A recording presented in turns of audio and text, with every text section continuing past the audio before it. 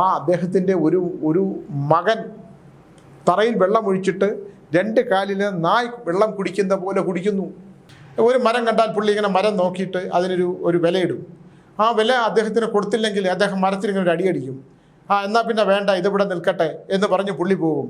ആ പുള്ളിയുടെ ആ കൈ കൊണ്ടുള്ള ഒരൊറ്റ അടിയിൽ അതിൻ്റെ അടിവേര് വരെ കരിഞ്ഞു പോകും. പിന്നെ ആ മരം മറ്റൊരാൾ മേടിക്കാൻ വരില്ല. അദ്ദേഹത്തിൻ്റെ ജോലി ഒരു ഇറച്ചിക്കടയിലായിരുന്നു. കോഴിയെ എങ്ങനെ എടുത്തിട്ട് ഇങ്ങനെ ഉടച്ച് തലവെട്ടിക്കളയുന്ന ജോലിയായിരുന്നു. അത് അവസരം അങ്ങനെയായി. സംസാരിക്കുമ്പോൾ കോഴിയുടെ ശബ്ദമായിരുന്നു പുറത്തേക്ക്. നമസ്കാരം. സ്വാമി ക്രിസ്ത്യാനികളുടെ ഫലം പറയുമോ? മുസ്ലിങ്ങളുടെ ഫലം പറയുമോ? സ്വാമി ഖുറാനും ബൈബിളും വെച്ച് ഫലം പറയുമോ? ഇല്ലെങ്കിൽ എങ്ങനെയാണ് ഫലം പറയുന്നത്? വളരെ കാലത്തിന് ശേഷം, അല്ലെങ്കിൽ ഇതിനു മുമ്പും ഇങ്ങനെ ഒരു ചോദ്യം ആരും ചോദിക്കാത്ത ഈ ചോദ്യത്തിന് മുമ്പിൽ ഞാൻ ഒരു നിമിഷം പകച്ചു നിന്നു. ഞാൻ പറഞ്ഞു, മനുഷ്യർക്ക് കരഞ്ഞാൽ കണ്ണീരും മുറിഞ്ഞാൽ ചോരയും വരും. അവന് ഒരേ തരത്തിലുള്ള ദുഃഖങ്ങൾ ആണ് ദൈവം കൊടുത്തിട്ടുള്ളത്. സുഖങ്ങളും പല വിധത്തിലുള്ള സുഖഭോഗങ്ങളും ഒക്കെ ഉണ്ടാകും. ആഹാരം കഴിക്കുന്നതും ഇണചേരുന്നതും യാത്ര ചെയ്യുന്നതും ഒക്കെ അവന് പല ചിന്തകളാണ്. പക്ഷെ ദുഃഖം എന്ന് പറയുന്നതിൻ്റെ സ്ഥായിയായ ഭാവം ഒന്നേ ഉള്ളൂ. അവന് രോഗങ്ങൾ വരിക, മനോദുരിതങ്ങൾ വരിക, സാമ്പത്തിക ബന്ധനങ്ങൾ ഉണ്ടാകുക. ഇങ്ങനെയുള്ള മനുഷ്യജന്മത്തിലുള്ളതാണത്, അല്ലേ? മനുഷ്യൻ്റെ എല്ലാ മനുഷ്യർക്കും ഉള്ളതാണ്. മൃഗങ്ങൾക്ക് ഭക്ഷണം കഴിക്കുക, വിസർജിക്കുക എന്നുള്ളത് മാത്രമേ ഉള്ളൂ. മൃഗങ്ങളെ വേട്ടയാടുക, അല്ലെ, അതിനെ വിശപ്പടക്കുക എന്നുള്ളത് മാത്രമേ ഉള്ളൂ. വളർത്തു മൃഗങ്ങളല്ലാത്തതൊക്കെ. പക്ഷേ മനുഷ്യനെ സംബന്ധിച്ചിടത്തോളം മനുഷ്യൻ എന്താണ് ഇങ്ങനെ ചിന്തിക്കുന്നതെന്ന് ഞാൻ വളരെ നേരം ആലോചിച്ചു. എന്നെ സംബന്ധിച്ചിടത്തോളം എൻ്റെ മുമ്പിൽ വരുന്ന മനുഷ്യർ ഏത് മതവിഭാഗത്തിൽപ്പെട്ട ആളാണെന്നോ ഏതു ജാതിയിൽപ്പെട്ട ആളാണെന്നോ എന്നും ചിന്തിക്കാറില്ല. അവർ അവരുടേതായിട്ടുള്ള വിശ്വാസ പ്രമാണങ്ങൾ ജീവിച്ചവരാവട്ടെ. പക്ഷേ മനുഷ്യന് ദുഃഖങ്ങൾ, ആ ദുഃഖങ്ങൾക്കൊരു പരിഹാരം ഉണ്ടാക്കി കൊടുക്കാൻ നമുക്ക് കഴിയുമെങ്കിൽ അത് കണ്ടെത്താൻ കഴിയുമെങ്കിൽ അതാണല്ലോ പുണ്യം. എന്തായാലും ഈ പറഞ്ഞ ആളിനോട് ഞാൻ പറഞ്ഞു, ഞാൻ മനുഷ്യൻ്റെ കാര്യങ്ങൾ സംസാരിക്കാറുണ്ട്. അത്യാവശ്യം മൃഗങ്ങൾക്ക് വേദന വന്നാൽ ആ മൃഗങ്ങളുടെ വേദന എന്താണെന്നറിയും. അതെങ്ങനെയാണ് അവർക്ക് മുറിവുണ്ടാകുമ്പോൾ ആ മുറിവിൽ മരുന്ന് വെച്ച് കൊടുത്ത് അതിനെ ശുശ്രൂഷിക്കുക എന്നുള്ളതാണ്. അല്ലാതെ മൃഗങ്ങളുടെ മനസ്സ് നമുക്ക് മനസ്സിലാക്കാൻ കഴിയില്ല. പക്ഷേ മൃഗങ്ങളെക്കാൾ ഭീകരമായ മനുഷ്യരുണ്ട് എന്ന് എനിക്ക് ബോധ്യപ്പെട്ടിട്ടുള്ള ഒരുപാട് കാര്യങ്ങളുണ്ട്. പണത്തിനെ മാത്രം സ്നേഹിക്കുക, പണമാണ് ഈ ലോകത്തിലെ ഏറ്റവും വലുതെന്ന് വിചാരിച്ച് ജീവിക്കുക, പണം ഉണ്ടാക്കുന്നതാണ് ഈ ലോകത്തിലെ ഏറ്റവും വലുതെന്ന് വിചാരിച്ച് ജീവിക്കുന്ന ഒരുപാട് മനുഷ്യരെ ഞാൻ നിത്യവും കാണാറുണ്ട്. പണത്തെക്കുറിച്ച് മാത്രം സംസാരിക്കുക, പണത്തിൻ്റെ അളവുകോൽ വെച്ച് ഒരാളുമായിട്ട് ബന്ധമുണ്ടാക്കുക. ഒരാൾക്ക് ദീർഘകാലം പണം ഉണ്ടായിരുന്നിരിക്കുകയും ഒരു കാലഘട്ടം കഴിയുമ്പോൾ ആ പണം ഇല്ലാതിരിക്കുകയും ചെയ്യുമ്പോൾ അയാളെ തള്ളിക്കളയുന്നത്, പണമുണ്ടായിരിക്കുമ്പോൾ ചേർത്ത് പിടിക്കുകയും പണമില്ലാതാകുമ്പോൾ പുറംകാലി കൊണ്ട് അടിക്കുകയും അയാളെ കണ്ടാൽ തിരിഞ്ഞു നടക്കുകയും ചെയ്യുന്ന ഒരു കാലഘട്ടമാണ്. അത് മനുഷ്യനുണ്ടായ കാലം മുതൽ അങ്ങനെയാണ്. പണമുണ്ടെങ്കിൽ പണത്തിന് ഒരു പൈശാചിക ശക്തി പോലും പണത്തിൻ്റെ മുമ്പിൽ തലകുമ്പിട്ട് നിൽക്കും എന്നുള്ളതാണ്. പരുന്തും പറക്കില്ല എന്നാണ്, അല്ലേ? പണത്തിന് മീതെ പരുന്തും പറക്കില്ല എന്ന് പണ്ട് ആൾക്കാർ പറയും. നമ്മൾ അറിഞ്ഞാതെ ചെയ്തു പോകുന്ന തെറ്റുകൾ, അബദ്ധങ്ങൾ, ഇതൊക്കെ തന്നെ ഒരു കാലത്ത് ഞാൻ ചെയ്തതൊക്കെ തെറ്റായിരുന്നു, ഞാൻ ചെയ്ത അബദ്ധങ്ങളിൽ നിന്ന് എനിക്ക് എൻ്റെ മനസ്സിനെ കരകയറ്റാൻ കഴിയില്ല എന്നുള്ളതൊക്കെ നമുക്ക് ചിന്തിക്കാൻ കഴിയും. ഞാനിപ്പോൾ ഇത് പറയാനുള്ളതിൻ്റെ ഒരു കാരണം, ഞാൻ എൻ്റെ അടുത്ത് വരുന്ന എല്ലാവരുടെയും ഭൂതകാലത്തെക്കുറിച്ചും അവരുടെ ഭൂതകാലത്തിൽ നിന്ന് കണ്ടെത്താൻ കഴിഞ്ഞാൽ ആ ഭൂതകാലത്തിൽ നടന്നതിനൊക്കെ അവർ ചെയ്തു പോയ തെറ്റുകൾ അല്ലെങ്കിൽ അബദ്ധങ്ങൾ അതിലൂടെ വർത്തമാനത്തിലെ കാലത്തിലേക്ക് വന്നു നിൽക്കുകയും ഈ വർത്തമാനകാലത്തിൽ അവർ അനുഭവിച്ചു കൊണ്ടിരിക്കുന്നത് അതിൽ തീക്ഷ്ണമായി എന്തെങ്കിലും കൂടുതൽ അനുഭവിക്കാനുണ്ടെങ്കിൽ അതിലെന്തെങ്കിലും ദൈവികമായ പരിഹാരങ്ങളുണ്ടോ, ആ പരിഹാരങ്ങൾ ഉണ്ടെങ്കിൽ തന്നെ അതെന്തൊക്കെയാണെന്ന് കണ്ടെത്താൻ കഴിഞ്ഞാൽ ആ കണ്ടെത്തലിൽ നിന്ന് അവർ ഭാവിയിലേക്ക് സഞ്ചരിക്കുമ്പോൾ അതിൽ നിന്ന് അവർക്കൊരു ആശ്വാസം കൊടുക്കാൻ കഴിഞ്ഞാൽ, ഒരു വാക്ക് കൊണ്ടോ ഒരു സ്പർശം കൊണ്ടോ ഒരു നോട്ടം കൊണ്ടോ നമ്മളവരെ ഒന്ന് ചേർത്ത് പിടിച്ചാൽ അവർക്ക് ആശ്വാസം ലഭിക്കുമെന്നുണ്ടെങ്കിൽ, നമ്മുടെ ഹൈന്ദവ സംസ്കാരങ്ങളിൽ ഒരുപാട് ശാശ്വതമായ പരിഹാരങ്ങൾ പറയുന്നുണ്ട്. പക്ഷെ അതൊക്കെ കൃത്യമായി ചെയ്തു കൊടുക്കാൻ പാകത്തിലുള്ളതൊക്കെ ഉള്ളവരൊക്കെ വളരെ കുറവാണ്, അനുഭവജ്ഞാനമുള്ളവരൊക്കെ. ആകെ എനിക്ക് നല്ല ബോധ്യപ്പെട്ടിട്ടുള്ള ഒരു കാര്യം, നമ്മളെ മരണപ്പെട്ടു പോയവരുടെ ഒരു കർമ്മം, നമ്മൾ ഏത് കർമ്മങ്ങൾ ചെയ്താലും അതിനു മുമ്പ് തന്നെ മരണപ്പെട്ടു പോയ പിതൃക്കളുടെ ഒരു ഹോമമുണ്ട്. അത് ഞാനിപ്പോൾ മുറിപ്പാലത്തൈ മാടൻ തമ്പുരാൻ ക്ഷേത്രത്തിൽ ഞാൻ വല്ലപ്പോഴും അത് ചെയ്തു കൊടുക്കാറുണ്ട്. 8-10 പേര് ചെല്ലുമ്പോൾ മാത്രമേ അതങ്ങനെ ചെയ്യാൻ പറ്റൂ. കാരണം അത് ഇത്തിരി ഒരുപാട് സാധനങ്ങൾ അതിനൊക്കെ വേണ്ടിയിട്ട് തയ്യാറാക്കേണ്ടതുണ്ട്. അവിടെ ജാതി മതങ്ങളൊന്നുമില്ല. മരണപ്പെട്ടു പോയവർ, ഈ ഭൂമിയിൽ ജീവിച്ചു പോയവർ ഈ ഭൂമിയിൽ നിന്ന് മറഞ്ഞു പോകുമ്പോൾ അവർക്ക് പറ്റിയ തെറ്റുകളും അബദ്ധങ്ങളൊക്കെ ഈ ഭൂമിയിൽ ബാക്കി വെച്ച് പോയിട്ടുണ്ടെങ്കിൽ, അവർ അവസാനകാലം ദുരിതപ്പെട്ടു പോയിട്ടുണ്ടെങ്കിൽ, ആ ദുരിതങ്ങൾക്ക് പരിഹാരമായിട്ട് നമ്മുടെ സങ്കല്പങ്ങൾക്കനുസരിച്ച് ചെയ്യുന്ന ഒരു താന്ത്രിക കർമ്മമുണ്ട്.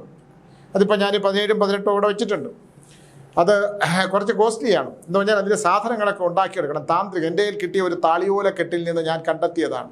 എനിക്ക് വളരെ അത്ഭുതം തോന്നി. അത് ഞാൻ ചെയ്തു കൊടുത്തവർക്കെല്ലാം ഒരുപാട് പരിഹാരങ്ങളുണ്ട്. കാരണം ആഭിചാര ദോഷങ്ങൾ, ആരെങ്കിലുമൊക്കെ ആഭിചാരം ചെയ്തിട്ട്, ആഭിചാരം ചെയ്യുന്നവർ അല്ലെങ്കിൽ ചെയ്യപ്പെട്ടവർ, ആ ആഭിചാരം ശത്രുവിനെ സംഹരിക്കാനായിട്ട് ആഭിചാരം ചെയ്തവർ മരണപ്പെട്ട് പിന്നെ മോക്ഷപ്രാപ്തി ഇല്ലാതെ അലയുന്ന അവസ്ഥകൾ, ഈ വൃക്ഷങ്ങളൊക്കെ വെട്ടി നശിപ്പിച്ചവർ, അല്ലെങ്കിൽ നമ്മളിപ്പോൾ റബ്ബർ മരങ്ങൾ, പിതൃക്കളൊക്കെ റബ്ബർ മരങ്ങൾ വെച്ച് പിടിപ്പിച്ചു. അവരെന്താണ്, തലമുറകൾക്ക് വേണ്ടിയിട്ട്, അവർക്ക് തലമുറകൾക്ക് സുരക്ഷിതമായിട്ട് കരയാനും വരുമാനം ഉണ്ടാക്കാനായിട്ട് വെച്ച റബ്ബർ മരങ്ങൾ, ആ റബ്ബർ മരങ്ങൾ വരുമാനം കിട്ടി, റബ്ബർ മരത്തിന് കറ തന്നുകൊണ്ടേ ഇരിക്കുകയാണ്, വരുമാനം ഉണ്ടായിക്കൊണ്ടേ ഇരിക്കുകയാണ്. പക്ഷേ റബ്ബർ മരത്തിൻ്റെ തടിക്ക് തമിഴ്നാട്ടിൽ നിന്ന് അത്യാവശ്യം വന്നപ്പോൾ അത് ഈ തലമുറയിൽപ്പെട്ട ചെറുപ്പക്കാരനെ ഇതെല്ലാം കൂടെ ഒരുമിച്ച് വെട്ടി കൊടുത്ത് ഒരുമിച്ച് പണം കിട്ടി കഴിഞ്ഞാൽ അതൊരു സമ്പാദ്യമാകുമെന്ന് കരുതി ആ റബ്ബർ മരങ്ങളെല്ലാം തന്നെ വെട്ടിക്കളഞ്ഞു. നമ്മളൊന്ന് ഓർക്കണം, ജീവനുള്ളത് മാത്രമേ വളരുകയുള്ളൂ. കറ എന്ന് പറയുന്നത് എൻ്റെ ചോരയാണ്. ആ ചോര നീരാക്കിയാണ് നമുക്ക് തരുന്ന പനമുണ്ടാക്കുന്ന റബ്ബർ എന്നൊക്കെ പറയുന്നത്. അത് ജീവനുള്ളതല്ലേ, വളരുന്നതെല്ലാം തന്നെ പ്രാണനുള്ളതല്ലേ. ഒരു മരം വെട്ടിക്കളയുമ്പോൾ ആ മരത്തിൽ നിന്നുണ്ടാകുന്ന ദുരിതമുണ്ടല്ലോ, ആ മരം ശപിക്കും. ഒരു മരത്തിനെയും നമ്മൾ നശിപ്പിക്കാൻ വെട്ടിക്കളയരുത്. ഞാൻ ഈ തടി ബിസിനസ്സുകാർ, തടി മുതലാളിമാരുടെയൊക്കെ പൂർവികരെ ഞാൻ പലരും എൻ്റെ അടുത്ത് വരുമ്പോൾ പൂർവികരാരെങ്കിലും തടി ബിസിനസ് ചെയ്തിരുന്നു. അപ്പോൾ അവരൊക്കെ വലിയ വനത്തിൽ പോയി തടി ബിസിനസ് ചെയ്തവരാണ്. പക്ഷെ അവരുടെയൊക്കെ അവസാന കാലങ്ങളിൽ, ഞാൻ എല്ലാവരെയും അല്ല പറയുന്നത്, ചിലർക്ക് ആ യോഗം ഉണ്ട്, വനത്തിലൊക്കെ പോയി കൂപ്പ് നടത്തിയിരുന്നവരൊക്കെ തലമുറകൾ കഴിയുമ്പോഴത്തേക്ക് വംശനാശം വന്നു പോകുന്ന മഹാദുരിതങ്ങളിൽപ്പെട്ട് ആരുമില്ലാതാകുന്ന, അവർക്ക് കോടിക്കണക്കിന് രൂപ ബാങ്കിലൊക്കെ കിടക്കുന്ന ഒരുപാട് പേരുടെ കണ്ടെത്തുമ്പോൾ പറ്റുന്നത് മരത്തിൻ്റെ ദോഷം എന്ന് പറയുന്നത് വളരെ വലുതാണ്. മരം, എനിക്കറിയാവുന്ന ഒരാളുണ്ട്, അദ്ദേഹം മരക്കച്ചവടക്കാരൻ, മരത്തെക്കുറിച്ച് നല്ല ധാരണയുള്ള ഒരാളാണ്. ഒരു മരം കണ്ടാൽ പുള്ളി ഇങ്ങനെ മരം നോക്കിയിട്ട് അതിനൊരു വിലയിടും. ആ വില അദ്ദേഹത്തിന് കൊടുത്തില്ലെങ്കിൽ അദ്ദേഹം മരത്തിന് ഇങ്ങനെ ഒരു അടിയടിക്കും. എന്നാൽ പിന്നെ വേണ്ട, ഇതിവിടെ നിൽക്കട്ടെ എന്ന് പറഞ്ഞ് പുള്ളി പോകും. ആ പുള്ളിയുടെ ആ കൈ കൊണ്ടുള്ള ഒരൊറ്റ അടിയിൽ അതിൻ്റെ അടിവേര് വരെ കരിഞ്ഞു പോകും. പിന്നെ ആ മരം മറ്റൊരാൾ മേടിക്കാൻ വരില്ല. അത് ചിലരെ സംബന്ധിച്ചിടത്തോളം ഉണ്ടാകുന്ന അത് നോക്കുമ്പം ഞാൻ അദ്ദേഹത്തെക്കുറിച്ച് മരം എന്ന് പറഞ്ഞൊരു കഥ എഴുതണമെന്ന് വിചാരിക്കുന്നതാണ്. എനിക്ക് വളരെ അത്ഭുതമാണ്. വളരെ കൃത്യമായി മരത്തിൻ്റെ ഇത്രയും വർഷം പഴക്കമുള്ളതാണ്, ഇതിങ്ങനെയാണ് എന്നുള്ളതിനെക്കുറിച്ച് പറയും. മരത്തിനും ജീവനുണ്ട്. ജീവനുള്ളതുള്ളത് മാത്രമല്ലേ വളരുള്ളൂ. നമ്മൾ വീട്ടിൽ വളർത്തുന്ന ഒരു ചെടി നമ്മൾ വെട്ടിക്കളഞ്ഞാൽ, നമ്മൾ ചെടി വെച്ച് പിടിപ്പിക്കുന്നു, അതിന് വെള്ളവും കൊടുക്കുന്നു, അത് വളരുന്നു, അത് പൂക്കുന്നു, അത് അവിടെ വളർന്ന് പൂക്കാനുള്ളതാണ് അല്ലേ, അത് അവിടെ നിന്ന് അതിൻ്റെ സൗരഭ്യം പടരാനുള്ളതാണ്. അതിനെ നമ്മൾ പിഴുതു കളഞ്ഞാൽ, ജീവനോടുകൂടി ഒരെണ്ണത്തിനെ പിഴുതു കളഞ്ഞാൽ ഉണ്ടാകുന്ന ശാപം ഡെഫിനറ്റായിട്ട് ജീവിതത്തിൻ്റെ അവസാന കാലം അല്ലെങ്കിൽ 3-ാം തലമുറയ്ക്ക് അതിൻ്റെ ശാപം വരും എന്നുള്ള കാര്യത്തിൽ ഒരു സംശയമില്ല. ചെടി വളരും, അതിൻ്റെ ഇല വീഴും, അത് കരിയും അല്ലേ. അപ്പോൾ മരം വെട്ടിയിട്ടുള്ള പരിപാടികൾ, മരം വെട്ടുന്നവർക്ക് ഉണ്ടാകുന്ന ഒരുപാട് ദോഷങ്ങളുണ്ട്. നമ്മളിപ്പോൾ മുറിപ്പാലത്തടി മാടന്തപുരാൻ ക്ഷേത്രത്തിൽ ആ പന ഒരാൾ മുറിച്ച് അയാൾ തക്കലെ എങ്ങാണ്ട് ചെന്നിറങ്ങി, ആ ഒരു ബസ് വന്ന് ഇറങ്ങിയ ഉടൻ തന്നെ ഒരു ബസ് വന്ന് ഇടിച്ച്, എത്ര കഷ്ടമായിട്ടാണോ ഈ പന മുറിച്ചിട്ടത് അതേപോലെ പോയി എന്നുള്ളതാണ്. ഒരുപാട് സംഭവങ്ങളുണ്ട്. ക്ഷേത്ര പരിസരത്ത് നിൽക്കുന്ന മരങ്ങളും അല്ലെങ്കിൽ അവിടെ നിൽക്കുന്ന ചെടികൾ പോലും വെട്ടുന്നതിന് അത് ക്ഷേത്ര പരിസരമല്ലെങ്കിൽ പോലും എവിടെ നിൽക്കുന്ന മരങ്ങളാണെങ്കിലും ചെടികളാണെങ്കിലും നമ്മൾ വെട്ടിമുറിച്ച് കളയുമ്പോൾ അത് നമ്മൾ വളരെ ശ്രദ്ധിക്കേണ്ടതായിട്ടുള്ള ഒരു കാര്യമാണ്. അതിന് ജീവനുള്ളതാണ്, അത് ഇവിടെ വളരേണ്ടതാണ്, അത് തണൽ കൊടുക്കേണ്ടതാണ്, അത് ഉലയേണ്ടതാണ്. ഈ പ്രപഞ്ചത്തിലെ സകല കാറ്റും സുഗന്ധവും ആ വെയിലും മഴയൊക്കെ കൊണ്ട് അത് പൂത്തുലഞ്ഞ് സ്വയം നശിക്കേണ്ടതാണ്. മനുഷ്യനെ പോലെ തന്നെ അതിൻ്റെ ശൈശവവും ബാല്യവും കൗമാരവും യൗവനവും കണ്ടില്ലേ, അത് ഒന്ന് വളർന്ന് മറ്റൊന്നിലേക്ക് കയറിയൊക്കെ മറ്റൊരുന്നായി വളരുന്നതൊക്കെ മരങ്ങൾ ഇണചേരും. ഇതിങ്ങനെയുള്ള ഒരുപാട് കാര്യങ്ങളുണ്ട്. നമ്മളത് മനസ്സിലാക്കാതെ അതിനെ നശിപ്പിക്കാൻ നിന്നാൽ അത് നമ്മുടെ തലമുറ മാത്രമല്ല, നമ്മുടെ അരയ്ക്ക് താഴോട്ട് രോഗാവസ്ഥ. നമ്മുടെ മരത്തിനെ ഇങ്ങനെ മുറിച്ച് കളയുമ്പോൾ, നിങ്ങൾ മരം വെട്ടുകാരെ എല്ലാം എടുത്തോളൂ. ജീവിതത്തിൻ്റെ അവസാന കാലം ഒരുപാട് ഞാൻ ഈ അടുത്ത കാലത്ത് ഒരു 4 വർഷം മുമ്പ് ഞാൻ ഒരാളെ കണ്ടു. അദ്ദേഹത്തൊക്കെ ഞാൻ ആദ്യം കാണുമ്പോൾ നല്ല ഉള്ള അവിടായിരുന്നു. അവസാനം ഇങ്ങനെയായി. നമ്മളൊരു കോഴിയെ ഇങ്ങനെ കഴുത്തിൽ ഞെക്കിപ്പിടിച്ചാൽ ആ കോഴിയുടെ ഒരു അവസ്ഥ പോലെയായി ഈ തോളക്കല്ലൊക്കെ. എന്താണ് അദ്ദേഹത്തിൻ്റെ ജോലി ഒരു ഇറച്ചിക്കടയിലായിരുന്നു. കോഴിയെ എങ്ങനെ എടുത്തിട്ട് ഇങ്ങനെ ഉടച്ച് തലവെട്ടിക്കളയുന്ന ജോലിയായിരുന്നു. അത് അവസാനം അങ്ങനെയായി. സംസാരിക്കുമ്പോൾ കോഴിയുടെ ശബ്ദമായിരുന്നു പുറത്തേക്ക്. അങ്ങനെ കാലം കൊടുക്കുന്ന ശിക്ഷയുണ്ട്. ആ കാലം കൊടുക്കുന്ന ശിക്ഷ, കാലം കൊണ്ടുപോകുന്നതിന് മുമ്പ് നീ എത്ര ഒരു ഉറുമ്പിനെ പോലും നോവിച്ചാൽ, മൃഗങ്ങളെ പോലും നോവിച്ചാൽ, അല്ലേ, അങ്ങനെയൊക്കെ ഉണ്ടാകുന്ന ഒരുപാട് വേദനകളിലൂടെ ഇതിനൊന്നും നമുക്ക് പരിഹാരമില്ല. ഞാൻ എന്തുകൊണ്ടാണ് ഇതൊക്കെ പറയുന്നു എന്ന് പറഞ്ഞാൽ, എൻ്റെ മുമ്പിൽ വരുന്ന മനുഷ്യരുടെ പല വേദനകളുടെയും പൂർവികമായിട്ട് ഞാൻ പുറകിലോട്ട് എടുക്കുമ്പോൾ ഇതിനൊന്നും പരിഹാരങ്ങളില്ല എന്നുള്ളതാണ് ഏറ്റവും വലിയ സത്യം. അതുകൊണ്ട് നമ്മൾ കഴിയുന്നതും ഒന്നിനെ നശിപ്പിക്കാതിരിക്കുക. എന്ന് വെച്ചാൽ ചോദിക്കും, ഒരു സ്വർണം കഴിക്കുന്ന മരമാണെങ്കിലും വീടിന് മോളി വന്നാൽ വെട്ടണ്ടേ എന്ന്. പക്ഷേ വെട്ടുമ്പോൾ തന്നെ ഒരു മരം അവിടെ നിന്ന് വളർന്ന് ഫലം തരുന്നതാണെങ്കിൽ നമ്മൾ അതിൻ്റെ ചുവട്ടിക്കൊണ്ട് വീടും വെച്ചിട്ട് അത് വളർന്നു വരുമ്പോൾ അതിൻ്റെ ശിഖരം മുറിക്കുമ്പോൾ നമ്മുടെ ഒരു അവയവത്തിന് ദോഷം വരും എന്നുള്ള കാര്യം നിങ്ങൾ എടുത്തു നോക്കൂ. ഒരുപാട് ദോഷം വരും. ഈ അടുത്ത കാലത്ത് ഒരാൾ പറഞ്ഞു, അപ്പുറത്തെ വീട്ടിലെ മാവ് എൻ്റെ പുറത്തേക്ക് നിന്ന് ഓടെല്ലാം പൊട്ടിപ്പോവുകയാണ്, ഞാൻ ഒരു ദിവസം അത് വെട്ടിമുറിച്ച് കളയും. ഞാൻ പറഞ്ഞു, അതിൻ്റെ ആവശ്യമില്ല. ഓട് പൊട്ടിയാൽ നമുക്കൊരെണ്ണം മാറ്റിയിടാം. പക്ഷേ മറ്റൊരാളുടെ വസ്തുവിൽ നിൽക്കുന്ന മറ്റൊരു വസ്തുവിൻ്റെ വളർന്നു വരുന്ന മരങ്ങൾ, അത് തണലേകുന്ന, അത് നിന്ന് പൂത്ത് ഉലഞ്ഞ് അത് കായ്ഫലം കൊടുത്തുകൊണ്ടിരിക്കുന്നതിനെ നമ്മൾ വെട്ടിമുറിച്ചാൽ സന്താന ദുരിതം, സന്താനങ്ങൾക്ക് ദുരിതം, മക്കൾക്കോ കൊച്ചുമക്കൾക്കോ പിന്നെ നമുക്കോ ഒക്കെ ഉണ്ടെങ്കിൽ, സന്താനങ്ങളൊക്കെ ഉണ്ടെങ്കിൽ അതിനെ ഉണ്ടാകുന്ന നാശത്തെക്കുറിച്ച് തന്ത്രശാസ്ത്രത്തിൽ വളരെ കൃത്യമായിട്ട് പറയുന്നുണ്ട്. നമ്മൾ മൃഗങ്ങളെയും നശിപ്പിക്കുന്നത്, മൃഗങ്ങളെ കൊല്ലുന്നത് ഒക്കെ തന്നെ, ഇറച്ചി വെട്ടുന്നത് അതിനൊക്കെ ഉള്ള ഈ എന്ന് വെച്ചാൽ ചോദിക്കും, നമ്മൾ ഭക്ഷിക്കുന്നില്ലേ എന്ന്, മീൻ പിടിക്കുന്നില്ലേ, മീനിനെ കഴിക്കുന്നില്ലേ, ആടിനെ വെട്ടി ജീവിക്കുന്നില്ലേ, കോഴിയെ കൊന്ന് ജീവിക്കുന്നില്ലേ, ഇതെല്ലാം തന്നെ പാപമാണ്.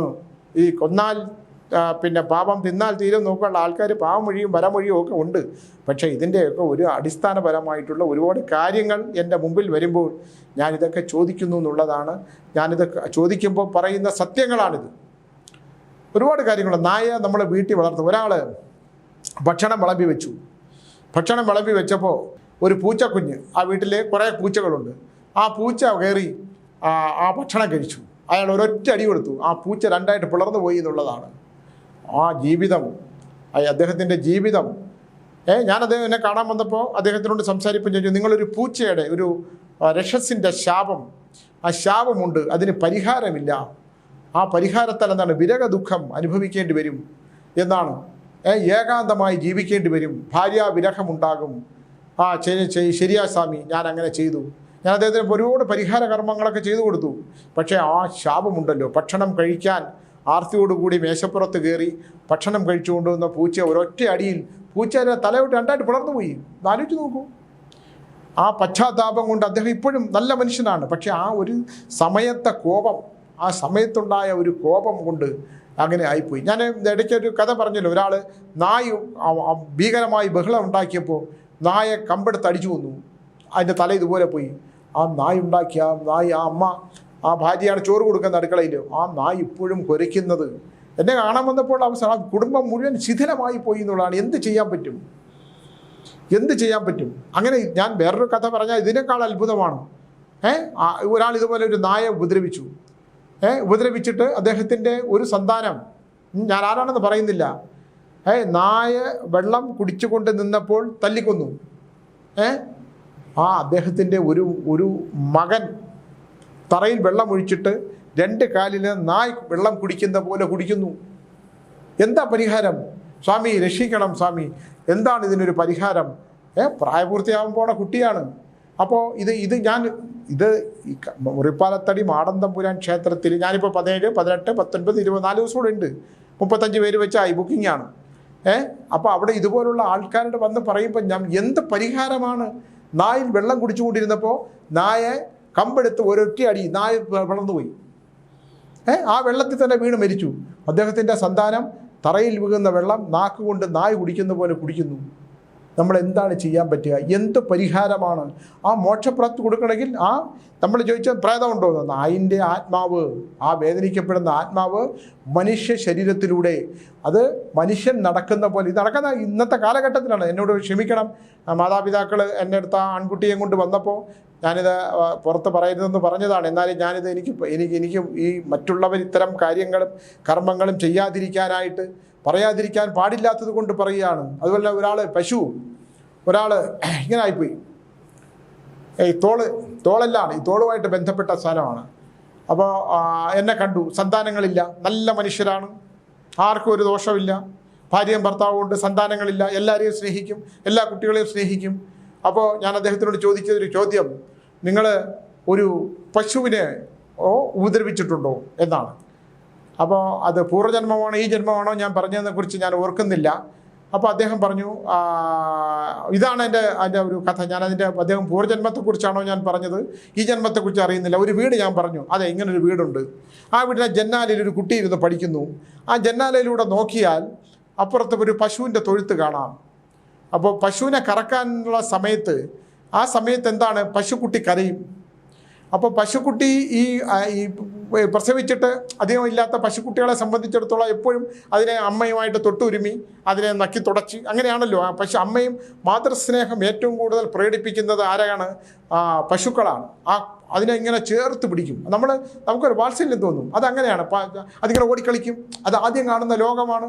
ഓടും, അമ്മയുടെ അടുത്ത് വരും, അമ്മ അതിൻ്റെ അകടിൽ ഒരു ഇടിയിടിക്കും, പിന്നെ പാല് കുടിക്കും, പിന്നെ ഓടും. അത് നമ്മളിങ്ങനെ കണ്ടിട്ടുണ്ട്. അതിൻ്റെ ഒരു വാത്സല്യവും സ്നേഹവും ഉണ്ട്. അപ്പോൾ എന്താണ്, ഈ കറവക്കാരൻ വരുന്നതിന് മുമ്പ് പാൽ ചുരത്താനായിട്ട് എളുപ്പത്തിന് പാൽ കറന്നെടുക്കാനായിട്ട് പാകത്തിൽ ഈ പശുവിൽ നിന്ന് കുറച്ച് അകലെയായിട്ട് ഈ പശുക്കുട്ടിയെ കൊണ്ട് കെട്ടും.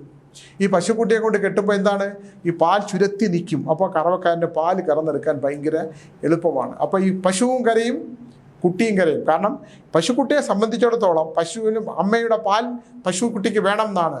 പക്ഷേ പശുവിനെ സംബന്ധിച്ചിടത്തോളം തൻ്റെ പാൽ തൻ്റെ കുട്ടിക്ക് കൊടുക്കുക എന്നുള്ളതാണ്. ഇത് കറവക്കാരൻ കൊന്ന് അത് കറന്നെടുക്കുന്നതിന് മുമ്പ് അത് മുഴുവൻ എൻ്റെ കുഞ്ഞിന് കൊടുക്കണം, എൻ്റെ കുട്ടിക്ക് കൊടുക്കണം. അതിങ്ങനെ നിന്നും കയർ പൊട്ടിച്ചുകൊണ്ട് ഭയങ്കര ബഹളവും ഒക്കെയാണ്.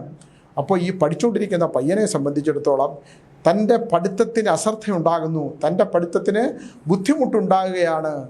ഈ പശു ഇയാൾ എന്ത് ചെയ്യും, ഇദ്ദേഹം അവിടെ പോയിട്ട് അവിടെ ഒരു മടലുണ്ട്. മടൽ എന്ന് പറയുന്നത് നമ്മുടെ ഓലയുടെ പകുതി ചെത്തിക്കളഞ്ഞൊരു ഭാഗം എടുത്തുകൊണ്ട് ഒരൊറ്റ അടി കൊടുക്കും. ഈ പശുക്കുട്ടിയുടെയോ പശുവിൻ്റെയോ കഴുത്തിൻ്റെ ഭാഗത്ത് അതവിടെ വീണുപോയി എന്നാണ്. അതിൻ്റെ ഒരു ശാപമുണ്ടല്ലോ. ആ ശാപത്തിൽ ഇദ്ദേഹത്തിന് സന്താനങ്ങൾ ജനിച്ചില്ല എന്ന് മാത്രമല്ല, അദ്ദേഹത്തിൻ്റെ ഈ ഉടലും കഴുത്തൂടെ ഒരുമിച്ച് ചേർന്ന് പോയി. എവിടെയാണോ പശുവിൻ്റെ ആ കഴുത്തിൽ അടിയേറ്റത്, ഞാൻ അദ്ദേഹത്തിന് പരിഹാരമൊക്കെ ചെയ്തു കൊടുത്തു. ശാപങ്ങളൊക്കെ അത് ശാപമായിട്ട് മാറും. അത് നമ്മൾ കണ്ടെത്തി അതിന് പരിഹാരവും ചെയ്തു കൊടുത്തു. പക്ഷെ അതൊക്കെ എത്ര പരിഹാരം ഫലിക്കും എന്നുള്ളത് അറിയില്ല. അപ്പോൾ ഇങ്ങനെയുള്ള ഒരുപാട് സംഭവങ്ങൾ നമ്മൾ എന്തിനെയൊക്കെ എഴുതി കളഞ്ഞാലും നമുക്ക് അർഹതയില്ലാത്ത എന്തൊക്കെയാണ് നമുക്ക് അർഹതയില്ലാത്തതും ഇല്ലേ. നമ്മൾ മറ്റൊരാൾ കഴിക്കേണ്ട ഭക്ഷണം നമ്മൾ കഴിച്ചാലും, ഞാൻ നേരത്തെ പറഞ്ഞ പോലെ നമുക്ക് അവകാശമില്ലാത്ത എന്തും നമ്മളിലേക്ക് വന്നു ചേർന്നാലും ജീവിതത്തിൽ ഒറ്റപ്പെട്ടു പോകുന്ന അവസ്ഥയിൽ അനുഭവിക്കേണ്ട അവസ്ഥ ഇല്ലേ. ശ്വാസം, എൻ്റെ അടുത്ത് പലരും പറഞ്ഞിട്ടുണ്ട്, സ്വാമി ഈശ്വരൻ വിളിച്ചാലല്ലേ സ്വാമി പോകാൻ പറ്റൂ. കുടുംബക്കാർ ഒരുപാട് പേരുണ്ടായിരുന്നു, സമ്പത്തും പണവും ഉള്ളപ്പോൾ ഒരുപാട് പേരുണ്ടായിരുന്നു. ഇപ്പോൾ എന്നെ നോക്കാൻ ആരുമില്ലാതെ ആയി. എൻ്റെ കയ്യിൽ കുറച്ച് പണം കിടപ്പുണ്ട്, പണം തന്നാൽ നോക്കാമെന്ന് പറയുന്നവരുണ്ട്. പക്ഷേ ആ പണം ഒപ്പിട്ട് കൊടുക്കാനുള്ള കൈ പൊങ്ങത്തില്ല സ്വാമി. ചെയ്തു കൂട്ടിയ പാപങ്ങൾ ഒരുപാടുണ്ട്. ഒരാളാണെങ്കിൽ എന്താണ്, ഭാര്യയെ കുടുംബം ഉള്ളപ്പോൾ മറ്റൊരു പെൺകുട്ടിയായിട്ട് ഇഷ്ടമായി, അതിനൊരു സന്താനം ജനിച്ചു. ആ പെൺകുട്ടി അത് രഹസ്യമായി സൂക്ഷിച്ചു. ഒരിക്കലും ഒരു കാലത്തും ആരോടും പറയില്ല എന്ന് പറഞ്ഞു. എന്നിട്ട് എന്തായി, ഇദ്ദേഹത്തിൻ്റെ ഒരു കാലഘട്ടമായി വാർദ്ധക്യാവസ്ഥയിൽ ഇദ്ദേഹം എന്ത് ചെയ്തു, ഇദ്ദേഹത്തിൻ്റെ സ്വത്തിൻ്റെ ഒരു വിഹിതം എന്തെങ്കിലും ആ പെൺകുട്ടി അന്വേഷിച്ച് വരുവാണെങ്കിൽ, ഇങ്ങനെ രഹസ്യമായി എനിക്കൊരു സന്താനം ജനിച്ചിട്ടുണ്ടെങ്കിലും ആ സ്വത്തിൻ്റെ ഇത്ര ശതമാനം, ഇത്ര ഭാഗം, ഇത്ര സെൻറ്റ് ആ കുട്ടിക്ക് കൊടുക്കണമെന്നൊരു രഹസ്യ വിൽപത്രം കൂടെ ഉണ്ടാക്കി വെച്ചിരുന്നു. ഇദ്ദേഹം മരണപ്പെട്ടതിന് ശേഷം ആ കുടുംബത്തിലെ ആൾക്കാർ ഇതൊക്കെ കണ്ടുപിടിച്ച് ആ കുട്ടി അന്വേഷിച്ച് ചെന്നപ്പോഴത്തേക്ക് എന്താണ്, അതൊരു ഒരു നല്ല ചെറുപ്പക്കാരനാണ്. അദ്ദേഹം പറഞ്ഞു, ഞാൻ എൻ്റെ അമ്മ മരിച്ചുപോയി, പക്ഷേ ഞാൻ എൻ്റെ അച്ഛൻ ആരാണെന്നോ എന്നോ എന്നോട് പറഞ്ഞിട്ടില്ല. എനിക്ക് നിങ്ങളുടെ സ്വത്തും പണവും ഒന്നും ആവശ്യമില്ല. അതുകൊണ്ട് നിങ്ങൾ അത് തന്നെ എടുത്തോളൂ. അതൊരു വലിയ മനസ്സാണ്. പൊന്നു വില കിട്ടുന്ന ഭൂമിയാണ്. എനിക്ക് എൻ്റെ അമ്മ ജീവിച്ചിരിക്കുമ്പോൾ എൻ്റെ അമ്മ വളരെ കഷ്ടപ്പെട്ട് എന്നെ പഠിപ്പിച്ചു. എനിക്കിപ്പോൾ നല്ലൊരു ജോലിയുണ്ട്, ഞാനൊരു വിവാഹം കഴിച്ചു, എനിക്കൊരു കുട്ടിയുണ്ട്. ഈ സ്വത്തും പണമൊക്കെ എനിക്ക് ആവശ്യമില്ല. എന്തൊരു നല്ല മനസ്സുള്ള കുട്ടിയാണ്. നമ്മൾ ആലോചിച്ച് നോക്കൂ. എൻ്റെ അമ്മ ഒരാളെ വിശ്വസിച്ചു. ആ വിശ്വാസത്തിൽ ജനിച്ച ഒരാളാണ് ഞാൻ. എൻ്റെ പിതാവ് നല്ല മനുഷ്യനാണ്. അതുകൊണ്ട് അദ്ദേഹത്തിൻ്റെ ആ അഭിമാനത്തിന് ക്ഷതമുണ്ടാകാതിരിക്കാൻ അദ്ദേഹത്തിൻ്റെ കാലശേഷം അദ്ദേഹത്തുണ്ടായ സ്വത്തിൻ്റെ ഒരു വിഹിതം അദ്ദേഹത്തിൻ്റെ മക്കൾക്ക് കൊടുത്ത പോലെ എൻ്റെ അമ്മയ്ക്ക് കൊടുത്തു, എനിക്ക് തരാനായിട്ട്. പക്ഷേ അദ്ദേഹം വലിയ മനുഷ്യനാണ്. ഒരിക്കൽ പോലും ഇദ്ദേഹമാണ് എൻ്റെ അച്ഛൻ, ഞാൻ പലവട്ടം ചോദിച്ചിട്ടും അമ്മ അതിനെക്കുറിച്ച് നിശബ്ദയായിട്ടുള്ളതല്ലാതെ അതിനെക്കുറിച്ച് പറഞ്ഞിട്ടില്ല. അതുകൊണ്ട് എൻ്റെ അച്ഛൻ അഭിമാനമുള്ള ഒരു മനുഷ്യനായിരുന്നു. എൻ്റെ അച്ഛനെക്കുറിച്ച് ഞാൻ അഭിമാനം കൊള്ളുന്നു. എനിക്ക് ആ സ്വത്ത് വേണ്ട എന്ന് പറഞ്ഞ മകൻ എനിക്ക് വളരെ അഭിമാനം തോന്നി അത് കേട്ടപ്പോൾ. അപ്പോൾ മൂത്ത മക്കൾ അവർ നല്ല മനുഷ്യരാണ്, ഇല്ലെങ്കിൽ വരില്ലല്ലോ. സ്വാമി, അതുകൊണ്ട് എന്തെങ്കിലും ദോഷമുണ്ടോ? ആ വസ്തു നമുക്ക് അനുഭവിക്കാൻ പറ്റൂ, നമ്മളിതെന്തെങ്കിലും ചെയ്യണോ? ഞാൻ ചോദിച്ചു, ഇത് സാധാരണ നിങ്ങളൊരു കാര്യം ചെയ്യൂ, അദ്ദേഹത്തിന് അത് വേണ്ടെങ്കിൽ അദ്ദേഹത്തിനോട് ചോദിച്ചിട്ട്, അദ്ദേഹത്തിൻ്റെ സന്താനമുണ്ടല്ലോ, പെൺകുട്ടി അദ്ദേഹത്തിന് പെൺകുട്ടി ഉണ്ടെന്ന് പറഞ്ഞു, നിങ്ങൾ സംസാരിച്ചിട്ട് ആ സ്വത്ത് ഞങ്ങളെ സന്തോഷപൂർവ്വം, ഞങ്ങളുടെ അച്ഛൻ്റെ പിതാവുമായിട്ട് ബന്ധപ്പെട്ടുള്ളതാണല്ലോ, ആ കുട്ടികൾക്ക് ഞങ്ങൾക്കൊന്ന് എഴുതി വെക്കട്ടെ എന്ന് ചോദിച്ചപ്പോൾ ആ ചെറുപ്പക്കാരൻ കണ്ണ് നിറഞ്ഞുകൊണ്ട് പറഞ്ഞു, അത് നിങ്ങളുടെ ഇഷ്ടം. അതാണ് അങ്ങനെയുള്ളവർ ഈ ഭൂമിയിലുള്ളതാണ്. ഈ ഭൂമി ഇപ്പോഴും നിലനിൽക്കുന്നതെന്ന് ഞാൻ വിചാരിക്കുന്നു, അല്ലേ? ദുഷ്ടത്തരവും ചതിയും വഞ്ചനയും പണാപഹരണവും പണത്തിനോടുള്ള ഭ്രാന്തും ഒക്കെ ഉള്ള ഈ ലോകത്ത് ഇങ്ങനെ നന്മയുള്ള മനുഷ്യർ ഒരുപാടില്ലേ? നന്മയുള്ള മനുഷ്യർ. ആ നന്മയുള്ള മനുഷ്യരുള്ളത് കൊണ്ട് തന്നെയാണ് ഭൂമി ഇപ്പോഴും രാത്രിയും പകലും ഉണ്ടാകുന്നത്, ഉദയവും അസ്തമയവും ഉണ്ടാകുന്നത്. നന്മയും തിന്മയും ഉള്ളപ്പോൾ തിന്മയോടുകൂടി മനുഷ്യർ ഒരുപാട് പേര് ആർത്തിയോടുകൂടി മറ്റവൻ്റെ സ്വത്തും പണവും സമ്പാദ്യവും ഒക്കെ പിടിച്ചു പറിച്ച് ഭ്രാന്തമായി ജീവിച്ച് സുഖഭോഗങ്ങളിലൂടെ ജീവിച്ചെല്ലാം സ്വന്തമാക്കാൻ മറ്റൊരാൾ അധ്വാനിച്ചതും അതുണ്ടാക്കിയതും ഇതെല്ലാം ഇങ്ങനെ ഭ്രാന്തമായി ചേർത്ത് പിടിച്ച് ജീവിച്ച അവസാന കാലം ഒന്ന് ശ്വാസം നേരെ വിടാൻ കഴിയാതെ തൊണ്ടയിൽ ഇങ്ങനെ ഒരാളെക്കുറിച്ച് എനിക്കറിയാം. അയാൾക്ക് ഭക്ഷണം കഴിക്കാൻ വയ്യ. കാരണം ആ ഭക്ഷണം ഉദരത്തിലേക്ക് ചെന്നാലേ വിശപ്പടക്കൂ. ഒരുപാട് പേരുടെ പണം അപഹരിച്ചങ്ങനെ പലിശയ്ക്ക് കൊടുത്ത് ജീവിച്ച ഒരാൾക്ക് തൊണ്ടയിൽ ക്യാൻസർ വന്നിട്ട് വെള്ളം ഇറങ്ങാതെ കിടക്കുന്ന അവസ്ഥ. മരിച്ചില്ല, ദൈവം വിളിക്കൂല അത്ര പെട്ടെന്ന്. ഇഷ്ടം പോലെ പണം, പക്ഷേ വയറിന് അപായമായ അഗ്നി കത്തുകയാണ് സ്വാമി എൻ്റെ മനസ്സിൽ, എൻ്റെ ശരീരത്തിൽ, എൻ്റെ വയറിൽ അഗ്നി. എന്നെ വിളിച്ചു, ഞാൻ പോയി കണ്ടില്ല.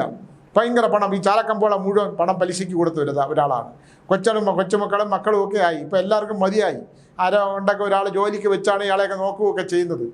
അപ്പം ഞാൻ പറഞ്ഞു, നിങ്ങൾ ഈ ആത്മകഥ എഴുതാൻ പറ്റുമെങ്കിൽ പറഞ്ഞു കൊടുക്കണം. പറഞ്ഞു കൊടുത്ത് ഇങ്ങനെയുള്ള ഒരു ലോകം, ഇങ്ങനൊരു ജീവിതം ഉണ്ടെന്ന് മറ്റുള്ളവരെ ധരിപ്പിക്കണം. കാരണം ഈ നമ്മുടെ നാവ്, നിങ്ങൾ എത്രയോ പേര് പണം പലിശയ്ക്ക് തരാത്തപ്പോൾ നിങ്ങൾ കണക്ക് പറഞ്ഞ് പൈസ മേടിച്ചിട്ടുണ്ട്, ചീത്ത പറഞ്ഞ് പൈസ മേടിച്ചിട്ടുണ്ട്, അല്ലേ? ആ നാവ് പൊക്കാൻ കഴിയുന്നുണ്ടോ? ഇപ്പോൾ ഭക്ഷണം ഉള്ളിലേക്ക് ഇറങ്ങുന്നുണ്ടോ? ഇതൊക്കെ നമ്മൾ ആലോചിക്കണം. നമുക്കെല്ലാം ഈശ്വരൻ തരും.